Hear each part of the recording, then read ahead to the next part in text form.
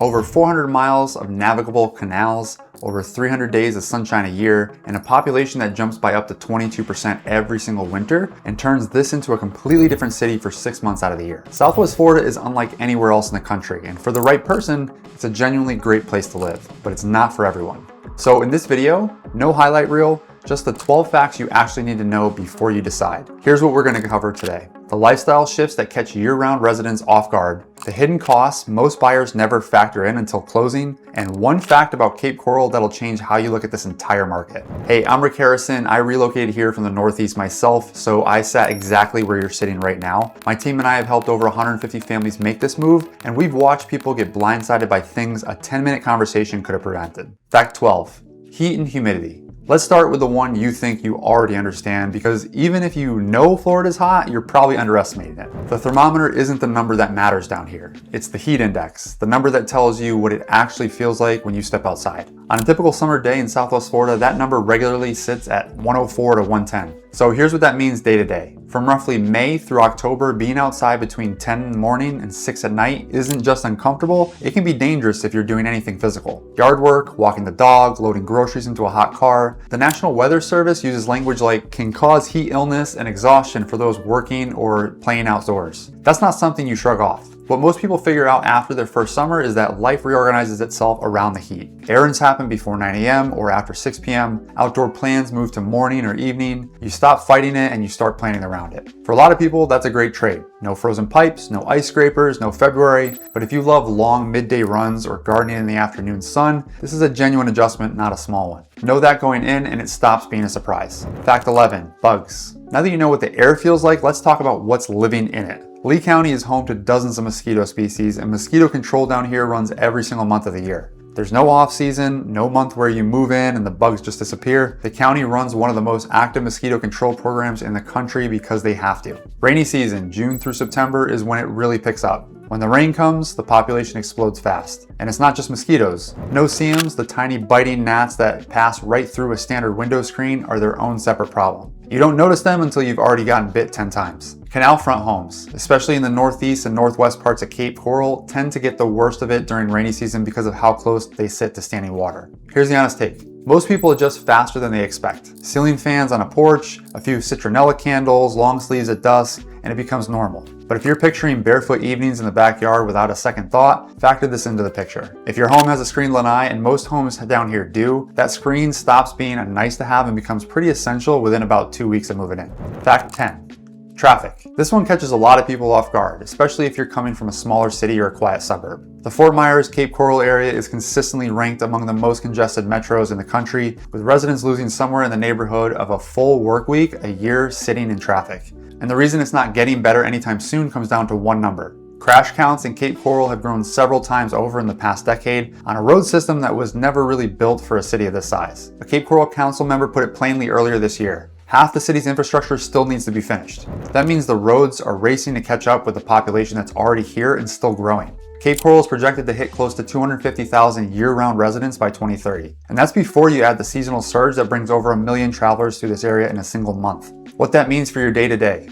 The bridge crossings between Cape Coral and Fort Myers are your pressure points. Del Prado, Cape Coral Parkway, Pine Island Road. A drive that's 15 minutes on Google Maps in July can be 35 minutes in March. This isn't a reason to avoid the area. Plenty of people adjust their routines and are perfectly happy. But if you're used to a grid that handles traffic well, know your commute routes before you pick your neighborhood, not after. Fact number 9, snowbird season. Cape Coral consistently ranks near the top nationally for snowbirds, and I know that sounds like a selling point. It is, but if you're planning to live here year-round, that ranking comes with a lifestyle reality most moving videos skip. From mid-November through mid-April, this region's population swells by as much as 22%. The restaurants, the roads, the golf courses, and pickleball courts, all of it is built and staffed for that snowbird population, not just the year-round one. In practice, that means your favorite restaurant has a 45-minute wait in January that didn't exist in August. Ports that were open all week are suddenly booked solid. RSW airports in February feels like a whole different airport. Then around mid-April, it shifts, gradually and then all at once. The snowbirds head north, restaurants thin out, some close for the summer entirely, marinas go quiet. A city that felt packed goes noticeably calm. Some people love that stretch. Year-round residents talk about the summer here the way New Yorkers talk about August in the city. Fewer people, shorter waits, easier access to everything. Others find that off-season quiet harder to adjust to than they expected, especially if they were counting on that year-round social energy.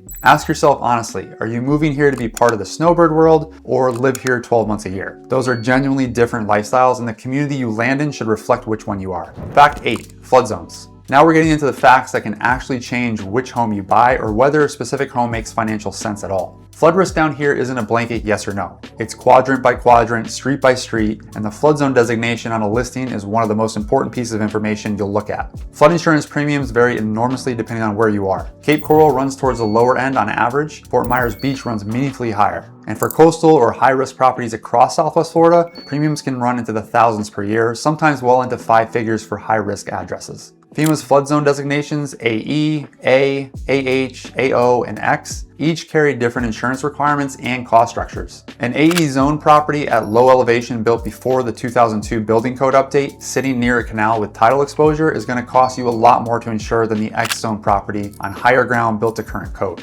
Two homes that look nearly identical on Zillow can carry radically different flood insurance costs. I check the flood zone on every property I help a client evaluate using the Lee County Flood Portal, which is a public and free to use. I'd encourage anyone shopping from out of state to pull up the addresses they're considering and check for themselves. You can go to leegov.com. Build year matters here too. Homes built after Hurricane Charlie in 2004 generally meet stronger wind mitigation standards, which affects both your flood and wind coverage. As someone who spent years as a general contractor before I got into real estate, this is one of the first things I look at on any property before we ever talk price. Fact 7, Cape Coral utility assessments. This is the one I genuinely wish someone had told my listing clients about before they found out on their own, because it isn't a maybe. For certain properties, it's coming whether you know about it or not. If you're looking at homes in the northern parts of Cape Coral, specifically the northeast or northwest quadrants, a lot of those properties aren't connected to city water, city sewer, or city irrigation yet. They're running on well water and septic. Cape Coral has an ongoing project that's systematically connecting those properties to municipal utilities, and when your property comes up in the rotation, an assessment gets levied against it. The most recent phase the city approved carries a standard residential assessment right around $32,000.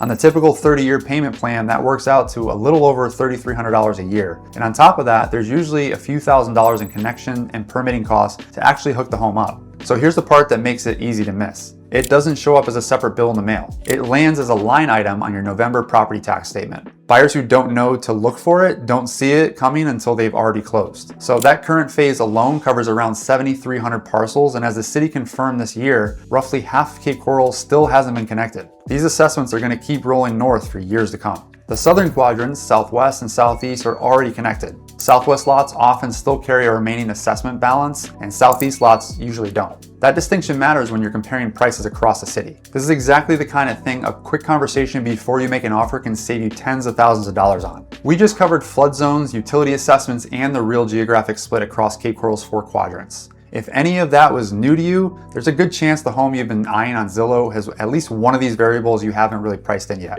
Grab our Southwest Florida relocation kit at swflrelocationteam.com/relocation-kit. It walks through a flood zone breakdown by area, what to expect on insurance, a community comparison, and a full cost of ownership breakdown covering CDDs, HOAs, and everything else worth knowing before you ever set foot down here. Fact number 6, homeowners insurance. Before we get to property taxes and HOA fees, we need a minute on homeowners insurance, because this is consistently the number that catches relocators off guard the most, even the ones who think they've done their homework. Florida runs well above the national average on homeowners insurance, and Southwest Florida runs the higher end of that. Depending on the city, the property, and how close you are to the water, you're generally looking at 3 to 4 times what you pay up north. And that's before you add flood insurance on top. Hurricane Ian changed this market permanently back in 2022.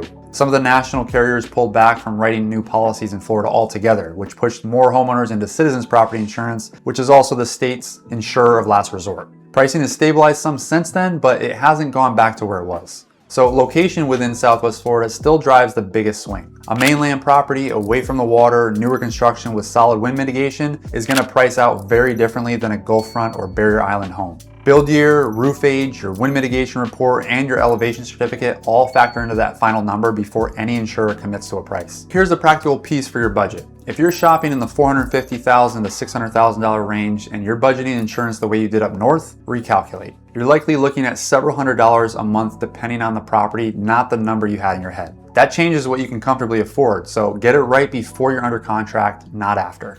I always tell clients to get a real quote from a licensed Florida insurance agent on some specific property before you even write an offer. Don't use the seller's premium as your estimate. Their carrier history, their roof age, none of that transfers to you except for the possibility of their flood insurance.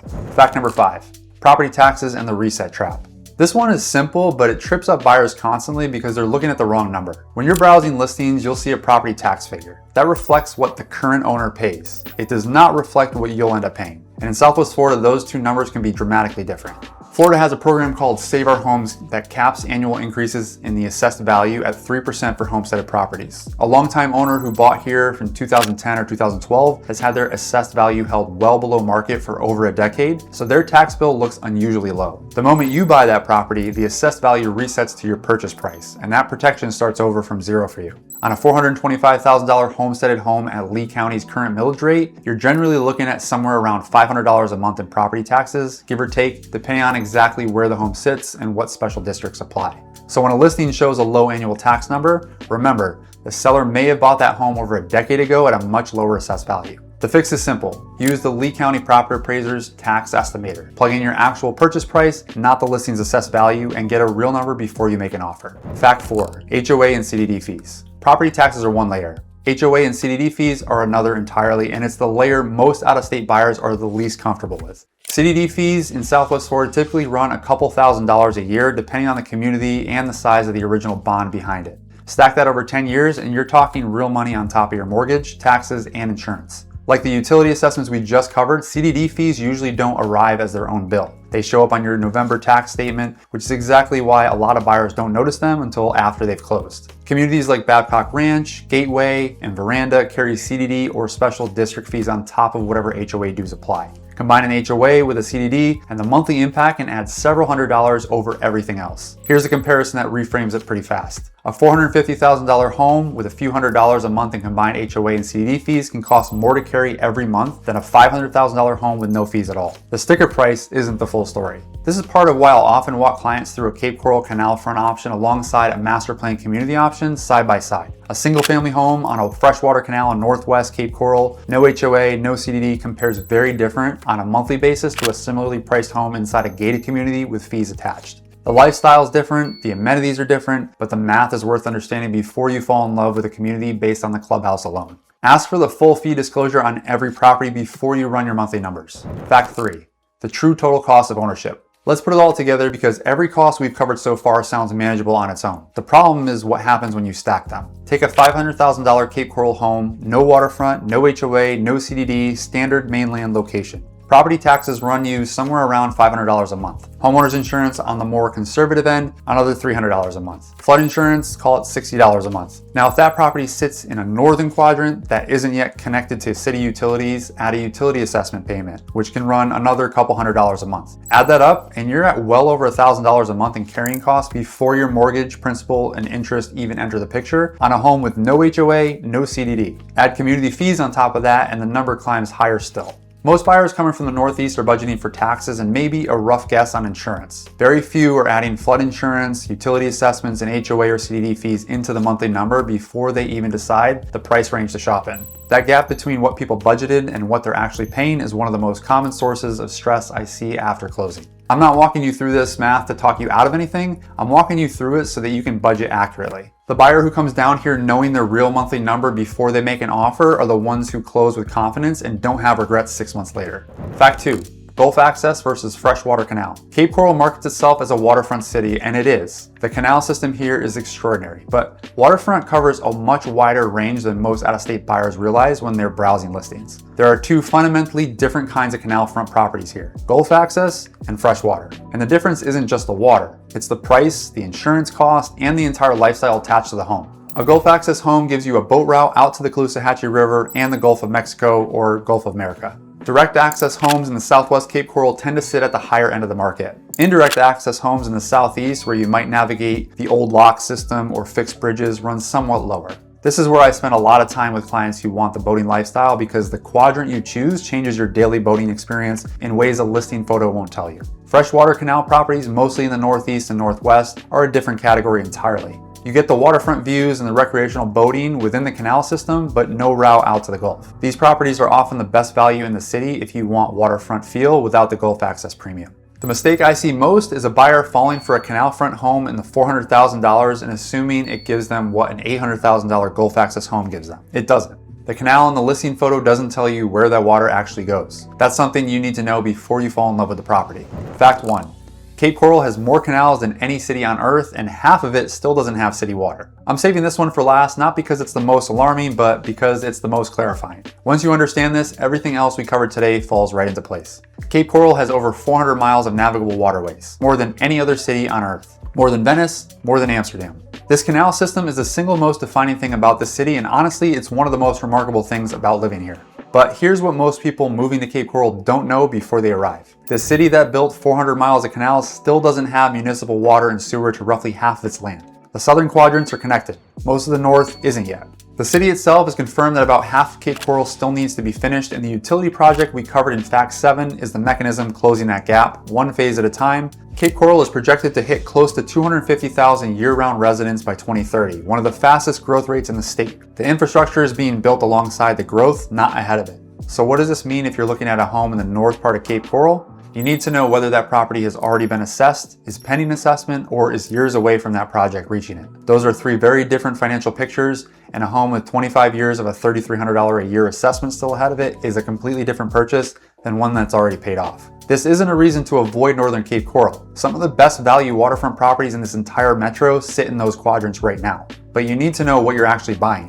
The canal, the price, the utility status, the flood zone, and the build year all have to be evaluated together, not one at a time. This is genuinely one of the most unique real estate markets in the country, and the buyers who do the best here are the ones who take the time to understand it before they commit. We just covered 12 facts across heat, insurance, flood zones, utility assessments, taxes, fees, and what real ownership costs actually look like once you add it all up. If any of those numbers are different from what you had budgeted, or if you've already looking at specific property and wondering which of these apply to it, call or text me directly at 239-310-5478, or use the contact info in the description and the pinned comment. You can also scan the QR code on the screen or use the link in the description to download our free relocation kit. My team and I work specifically with relocation buyers. On that call, we'll go through your budget, your timeline, whether you want Gulf access or freshwater, which quadrant of Cape Coral or which community in Fort Myers or Bonita Springs makes sense for you, and what your real monthly number looks like before you ever make an offer. That's it for today. If you guys have any questions, please feel free to reach out. On that note, I'll see you in the next one.